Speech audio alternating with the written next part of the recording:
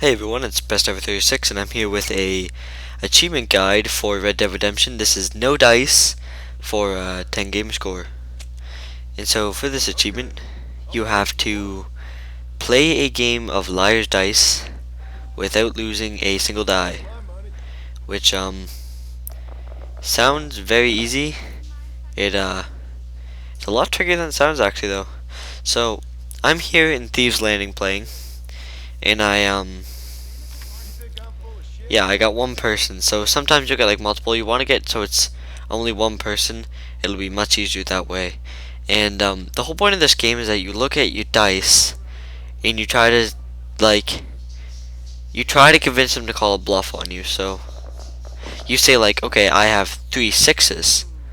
And if they say you're bluffing, if there's not 3 6s, then you lose a die. But if there's more than 3 6s, or if there is 3 6s, then they lose a die for calling bluff. So basically, what you want to do is you want to say the highest amount of the highest die that you have. And this game is really about luck. So that's really the strategy. So give the highest amount of the highest die you have, and then they'll usually call a bluff on you. So they'll usually use a die if you're telling the truth. Now, if you get to a point, I do believe it happens here, where like he bids something else, and no, he calls a bluff here. Anyways, this might be some time that you'll have to call a bluff on them.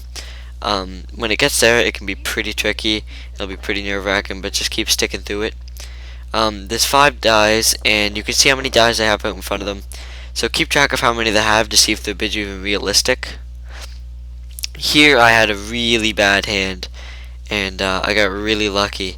Now each time you play this, it's $20. So if you're gonna do this, I recommend that it's like you save beforehand. That way, when you beat this, you can just load your last save because you keep your achievement, but you don't actually keep the save game, so you won't lose. I think I lost like $200. This you can just keep retrying and retrying. So yeah, but just keep going, and eventually you get them down to like 1 die. And sometimes it can get tricky when it's 2-to-1 dice, but just think about it. Use some logic. Like if they only have 1 die and they bet this 4, and you don't have 3, well then you can call it bluffing. And here he calls a bluff on my snake eyes, and I get my achievement for 10 game score. So yeah, you can see he loses last die, and I get the achievement for no dice, 10 game score. And that's gonna be all. So check back to achievementhunter.com for more achievement tips, tricks, and videos. Peace out.